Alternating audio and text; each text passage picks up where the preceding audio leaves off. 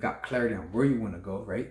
And you've got clarity on you understand what it means to love yourself and how you can show yourself love to get to that place. And next important part is, well, how do you distribute your activities and time to get there, right? Because this is Henry Vargas, and I want to thank you for watching and welcome you to the Henry's Lava podcast, where we help entrepreneurs go from feeling frustrated, overworked, and unfulfilled to applying in a very practical way love so that they can live a life and have a business that is full of meaning, creativity, and endless growth. Again, this is Henry Vargas, and I want to thank you for taking the time to watch this podcast. Today's episode, we're going to be talking about my personal transformation and a little bit of the history behind Henry's Lab, the brand.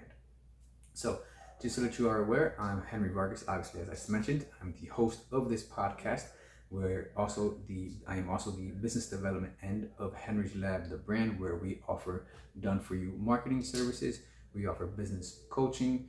I'm available for speaking engagements, which is something that's just I'm getting into now. But I tell you, I have a great passion for it, and I really love speaking and communicating.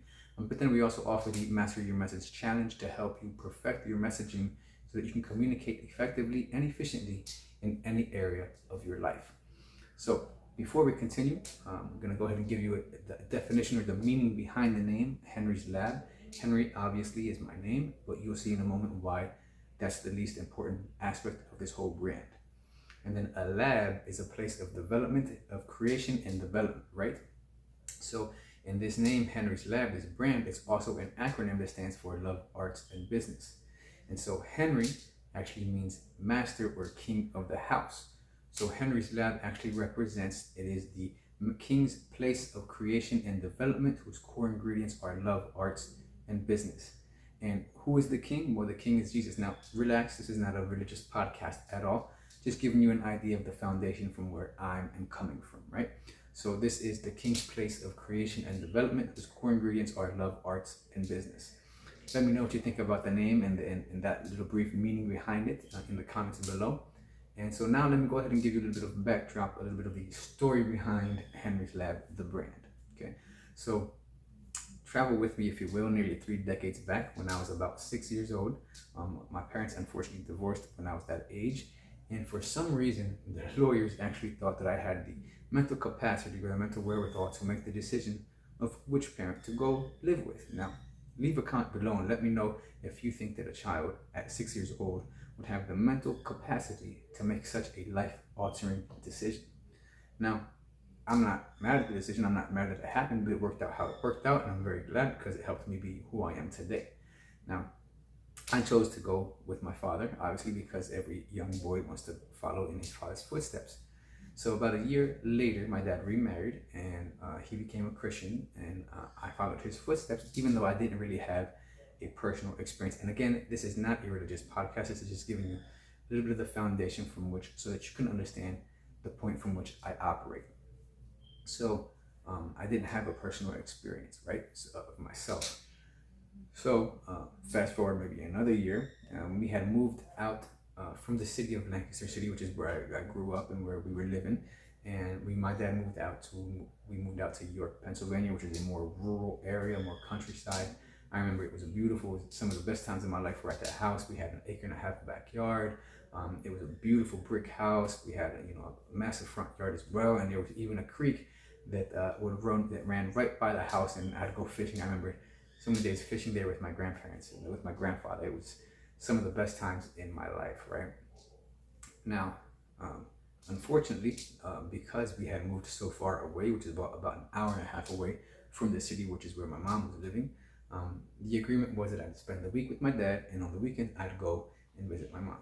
Now, because we had moved so far away, and because we had now became Christians, right, and so part of that requirement is that we go to church every Sunday. And so I ended up only seeing my mom for a few hours on Saturdays because I'd be picked up again to get ready to go to church on Sunday. Now, my dad has always been a very hard worker, and I'm very grateful for him exemplifying what it is to be, a hard worker and be responsible financially. Now, unfortunately, he was a truck driver, so he was on the road most of the time, and so I didn't really spend a lot of time with him growing up. But and as such, when he would come home, as most truck drivers, they're very tired from being on the road, so he'd want to rest for the most part while he was at home. So even though he was there, he wasn't necessarily the most available. And my dad is wonderful. I have a great relationship with my dad now, and as well with my mother as well. So no hard feelings there, right? However, one night I remember, since we had became Christian, I understood that one thing that we did was communicate with God through prayer, right? Because He would answer to His children. Now, so one night, I believe it was in August. And it's interesting because I remember the time. It was about 7:45 at night, and I probably remember that because I probably went to sleep around 8 or 9 at that time. Because again, I was very young, probably about 10 years old now at this time. And I remember kneeling down by my bed and saying, God, I miss my mom because, like I said, didn't see her very often. Didn't spend a whole lot of time with her. I said to God, I don't like my dad's wife because honestly, I never really got along with her. And I said, show me heaven. If you don't want to lose me, show me heaven or show me hell. Now, the good thing about our Father in heaven is that He understands what His children mean, even if we don't say things correctly, right? And so He understood it. What I was saying was that I needed to be affirmed, because all children that come from broken homes suffer the same things, insecurities. Why don't they love me? What did I do wrong? Why isn't my mom here, etc., etc.? Why won't my dad here, etc.? These are issues that all people who come from broken homes go through, and some even who don't come from broken homes suffer oftentimes very similar issues. And so what God the Father understood that I was saying was, I needed to be affirmed, I needed to be enveloped in love, I needed to be reestablished in my identity, and understand that I was loved, right? That it wasn't my fault, that I wasn't doing anything necessarily wrong. It was just the circumstances that life had handed to me, right? And so understanding that, as I kneeled there, I felt the inclination to look up, and I'm going to give an abbreviated story. I've already shared this story on a previous video on my YouTube channel and on Facebook. You can look that up if you desire to know the full in detail story. But basically, for a summary's sake, I felt the inclination to look up. I looked up, and to describe what I saw was amazing. It was more than what I saw, though, was what I felt, right? I felt the embrace of the Father. I felt the perfect acceptance. I felt the unconditional love of God the Father, right? And what happens is, when you understand that you are loved, a lot of those issues that we deal with, particularly as men, go away. Because once you know that you are loved, then you know that you are accepted for who you are.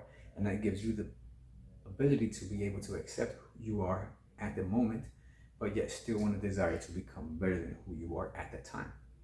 So I lowered my head, and there's a whole other side to this story that I'd love to share in another video, or you can look up in the previous video. But I lowered my head and said, okay, God, you don't have to worry about losing me. I believe in you, because it was a very real experience where I saw, as the book of Revelations talks about, the New Jerusalem is surrounded with a gate, with a wall, and there's 12 entrances, and each entrance is a single gate made of a gate made of a single pearl that shines white, right? It shines brightly, and that's what I saw. I stood there in awe for a few, I don't know how long it was, maybe a few minutes, maybe a few seconds. But I lowered my head and said, okay, God, I believe you, and you don't have to worry about losing me. So at that moment was the first experience I really had with the love of God, the love of the Father, personally, in such a tangible, manifest way. And so that taught me what it felt like to be loved and accepted, right? So now fast forward about 10 years or so, 12 years or so, I'm about 22, 23 years old, and I started working for one of my mentors, whose name was Myron Golden, which, if you haven't heard of him, I highly suggest you look him up on YouTube and follow his stuff. He's got great teachings as far as business and scripture. And so I started working with him in his business. And he had just recently bought a house, so he converted his old house into a workshop, right? So I was renting a room from him at his old house. And one night, about 2 or 3 o'clock in the morning, I like to say that the Spirit woke me up.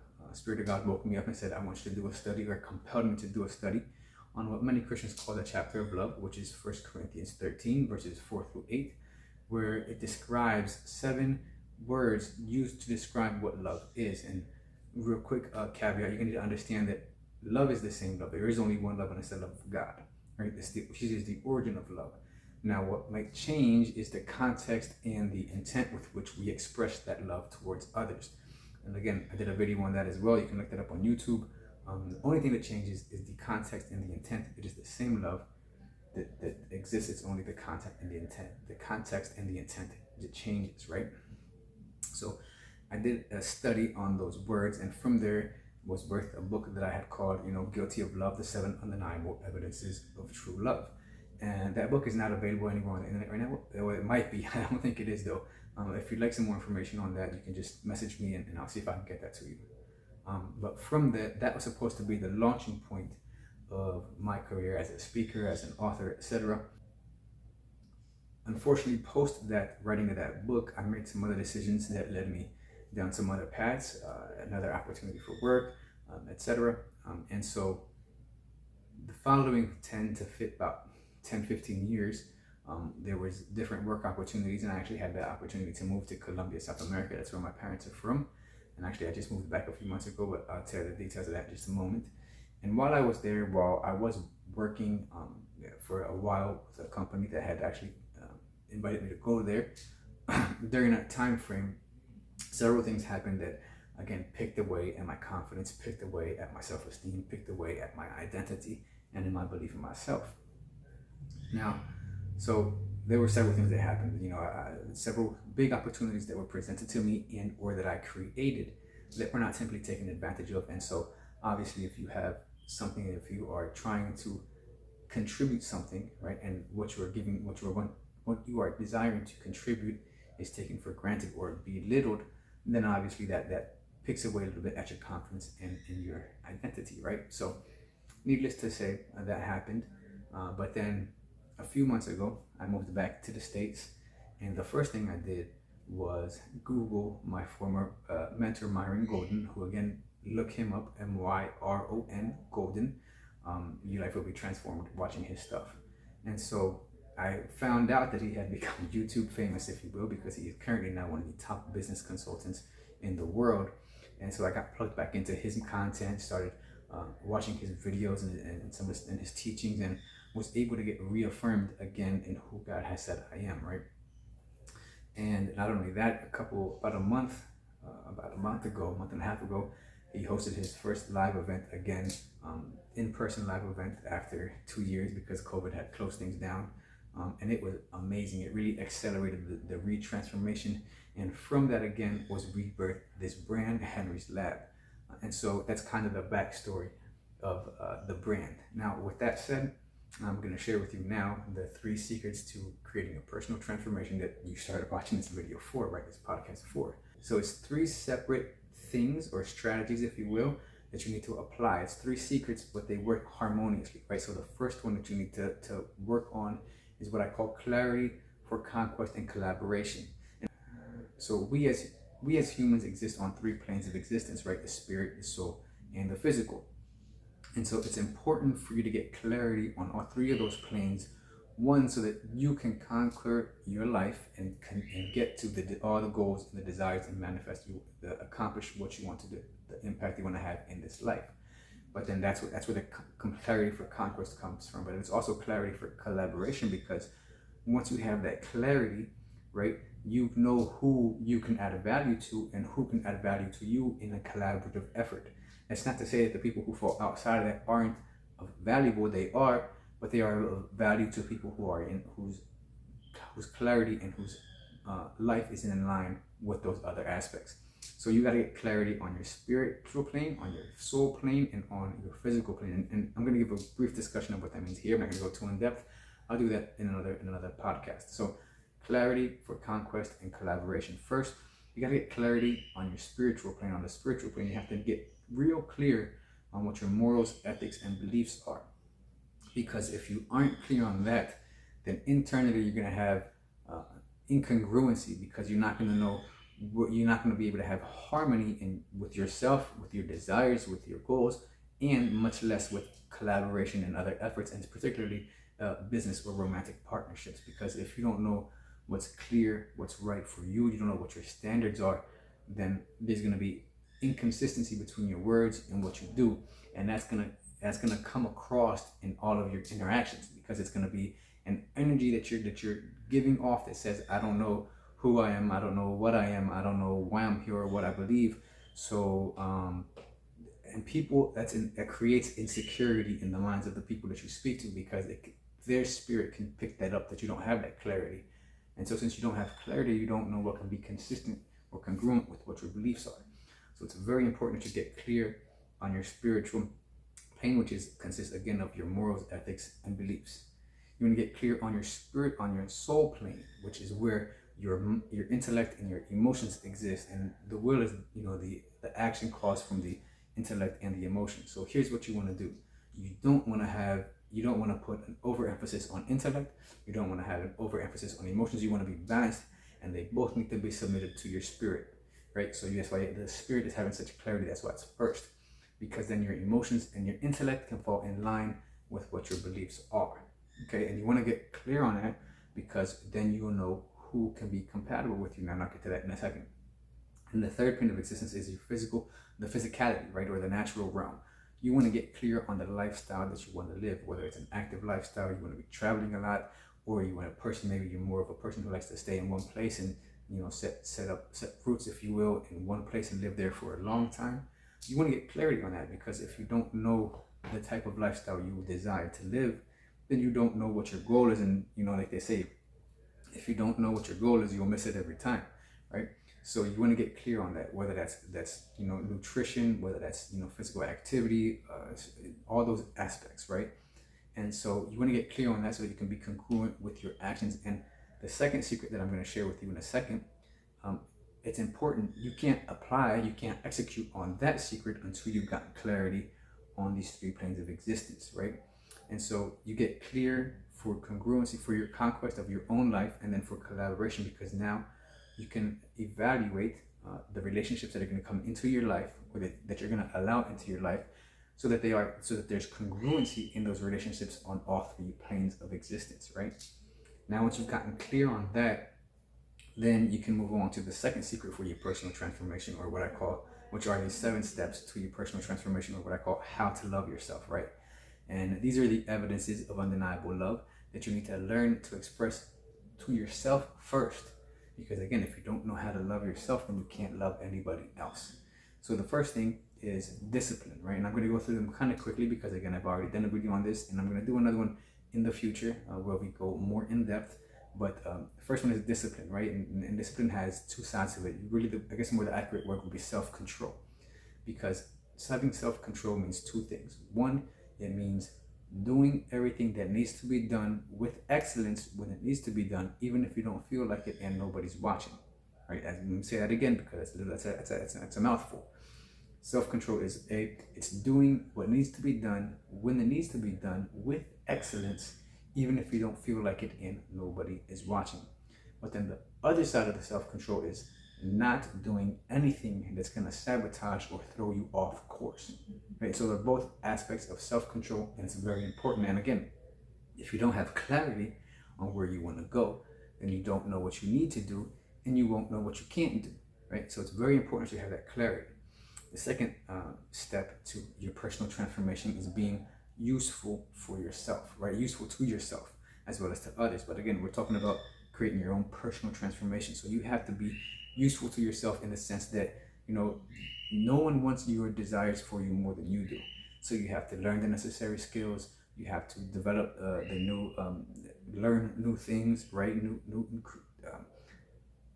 Get new perspectives. You really need to evaluate yourself and see what paradigms, thoughts, and perspectives you have that aren't going to serve you, and remove them, and fill your mind with new perspectives that are going to serve you in the accomplishment of your goals in your life, right? So you want to be useful for yourself. Third, you want to be righteous. And now, don't get scared off. Again, this is not some religious podcast. And all that righteous means is loving what is right. And what is right? Well, right is anything that produces, prolongs, and protects life. As long as you want to be able to celebrate your successes, you want to be able to, celebrate the successes of others as well. You don't want to gain through bad means, right? You don't want to take advantage of people. You want to do things correctly. You want to do things the right way, because that is going to help you and progress a lot faster. And then the fourth thing is you want to be trustworthy. Now, this is one of the harder ones for a lot of people, because you've heard every lie you've ever told, right?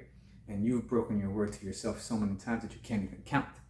So you have to become the person that you can trust in your own word, that you do what you say you're going to do, right? And you say that you do what you say you're going to do, so that you can start believing in yourself, trusting in yourself more. And what's going to happen as a consequence of that is that people are going to be able to trust in you more, because your word is going to become your bond. That's something that's not seen too much anymore. It used to be, the high standard that your word was your bond, and you could make agreements and contracts just off of somebody's word. But not too many people can do that anymore. You need to become someone who fulfills your word, right? Particularly to yourself. And once you do that, then others will be able to trust in you more, and you'll be presented with greater opportunities, right? So that's trustworthy. The fifth one is you're going to be positive, and this is absolutely important, because you want to have a positive expectation for what's going on in your life. You want to expect that what you want to happen is going to happen. Now, part of positivity is preparing for the worst. Now, it seems kind of contradictory, but it's not, because you focus on the positive and you expect the best, but you also prepare for the worst, because you're big picture positive, but you're detailed negative. And what that means is that you prepare, you expect to have the great result the quickest that you can, but you prepare yourself so that in any negative scenario that should happen, or any contradictory scenario that should happen, you are at least prepared and can be positive, because you've prepared yourself to face that, even though it wasn't exactly what you wanted to do. So you have to focus on the positive aspects of everything. And the law of polarity says there's a positive and a negative of everything, right? One of the law of thermodynamics is that for every action there is an equal and greater reaction. So you have to understand that where you focus on is very important. So it's important that you keep a positive expectation, that you affirm yourself positively in what you are going to do, and you affirm yourself positively in the purpose that you are pursuing. Right? So positivity is absolutely essential. And not only that, but as you become a more positive person, people are going to be drawn to you as a magnet, because the world is full of people trying to tear people down and full of negativity. Now, I'm not talking about being naive and not thinking things don't happen. Negativity doesn't exist. It obviously does, but that's why we focus on the positive with the expectation that the positive is going to happen, but we prepare for the worst, because as we were prepared, then we can continue with positivity, because we know that this negative issue is not the end of the world, and we can still surpass it because we've prepared, right? So that's the fifth thing. The sixth thing is you want to be perseverant. Now, perseverant is one of my favorite aspects about this for personal transformation, because I like to use this word picture that helps describe it very easily, right? So imagine with me for a second that you and I are going, we're gonna go camping, we're gonna go on a road trip, right? Let's say we're starting here in South Florida or in Central Florida, and we're gonna go, let's say we're gonna go to the Grand Canyon or to Yellowstone National Park, which is like all the way on the other side of the US, right? So we're driving, and we're having a good time. We're driving because we want to make some stops and see some of the other places as well. Let's say we get 3/4 of the way there. Let's say we get halfway there. And then in the road that we're traveling on, at that moment, there's a big boulder in the middle of the road.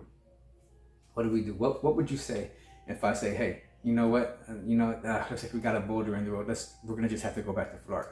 Comment below what you would respond to me. Perseverance is not going back to Florida. Perseverance is finding an alternate route, whether that's around it, whether it's underneath of it, whether it's above it, or even going right through it. The point of perseverance is that you have your end goal or your end destination, and you understand that it's not going to be a perfectly straight line. You're going to have to pivot. You're going to have to make changes. But having that perseverance is the decision to see it through, even if you have to make changes on the route that gets you there. Right? But you want to make sure that you're continually pursuing that, because we all know that, as my mentor Myron Golden says, that disruption follows intention, right? So anytime you decide on doing something, you set your intention. There's going to be disruption. There's going to be obstacles. There's going to be things that are going to try to throw you off of that decision. Well, perseverance is pursuing that decision even despite those problems, right? So that's very important. So that's the sixth aspect of the personal transformation and how to love yourself. You want to be perseverant.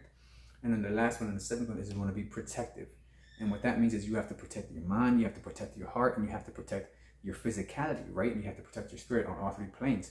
And so being protective is part of, again, that righteousness, because you want to pursue and be able to have the boldness to protect your mind, to protect your heart, protect your spirit, to protect your physicality. Whereas, you know, if things were to happen and there was a negative situation or an act of violence occurring around you, part of being righteous is protecting that life. It's protecting life, right? And that includes your own. Now, you're not going to protect your life to the harm of someone else, another innocent, but you have to make the decision that you are going to be a change. You're going to be an actor for. You're going to be a proponent for positivity and a proponent for life. Which means if there's an evil source or a negative source acting wickedness, then if you have the ability, it's in your capacity to make the decision to develop the skills to protect life. You want to protect your mind because, again, everybody's got negative opinions. Society's got negativity all around us. The news is nothing but a constant bombardment of negativity. And so you want to protect your mind. You want to protect your emotions. You don't invest your heart, your emotions in people or places that aren't in line with your clarity, because that's obviously going to cause conflict internally, and that's going to cause chaos and disorder, and it's going to throw you off. And then you want to be protective of your spirit as well, because your spirit needs to remain intact as far as your beliefs, your morals and your ethics. So these 7 steps, or these 7 secrets, or these 7 keys, evidences of love, how to love yourself, and the 7 elements of a personal transformation, again, are self-control, useful, righteous, trustworthy, positive, perseverant, and protective. Right? And now that you've understood that, right, the first part of this assignment for getting a personal transformation is getting clarity, right? Getting the clarity for conquest and collaboration. You want to execute the 7 signs of loving yourself, right? And then you want to execute this, what I call human time zones. Now that you've got clarity on where you want to go, right? And you've got clarity on you understand what it means to love yourself and how you can show yourself love to get to that place. And next important part is, well, how do you distribute your activities and time to get there, right? Because obviously you can't actually manage time, because time is consistent, it's always changing, and it always passes. But you can manage your activities within time. I have this concept called a human time zones, right? We as humans have 7 category of activities that we need to feel fulfilled and to actually continually maintain health and grow. And so those time zones are sleep time, or the sleep zone, the meal zone, the wealth creation or work zone, the learning zone, the application zone, and the social zone, and the physical zone. That's what the other one was, right? So you want to make sure that you are distributing your time, your activities in the same. We've all got the same amount of time. We've all got 24 hours, right? And it's up to you to decide how many hours you distribute to sleep, and then from there calculate how much time you're going to contribute, how much time you're going to attribute to each of the time zones. Sleep is, as humans, I'm not going to go too much into detail on this because I'm going to do another training, another podcast about this. But you want your sleep time 6 to 8 hours. Your meal time, that includes everything that has to do with prepping, cooking, groceries, etc. Your wealth creation or work time, which should be your greatest time if you aren't currently financially independent. If you have a job right now, you want to work towards doing. You have to do your work, but then you also have to spend time, which you have to take from some of the other time zone activities, from some of the other time zones, to start creating wealth for yourself, because you want to be independent financially, right? Then the physical time is obviously anything related to your physicality, physical activity, whether that's lifting weights, whether that's playing sports, whether it's yoga or whatever you do. You want to have time creating resistance to your physicality, because that's how we maintain growth, right? If we don't have resistance, then in life we are either growing or decaying. We're either progressing or regressing. There is no stagnant point. So you're either moving more towards life or you're moving more towards death. And a key important aspect to that is physical resistance and physical training of some sorts. Then you have your learning zone, which is where you learn new skills and abilities, skill sets and knowledge. You have the practical time or the application time, which is where you're going to apply what you've just learned. And then you've got the social time, which is obviously time spent with social activities, sharing with people, family, friends, etc. And understand these do not have to be exclusive to one another, meaning you can only do one of these activities at each time. In fact, it's best if you can incorporate several of them together. Like if you can incorporate social time, your physical time, get a group of friends together to play sports, get a group of friends together in your learning time and learn something. Now, it's very important that if you decide to incorporate socializing with some of your other activities, that the people who you're going to include in your circle be as committed to the growth and change as you are. Because if not, then that's just going to create some chaos, and and it's not going to be it's not going to facilitate your growth. It's not going to be helpful to you at all.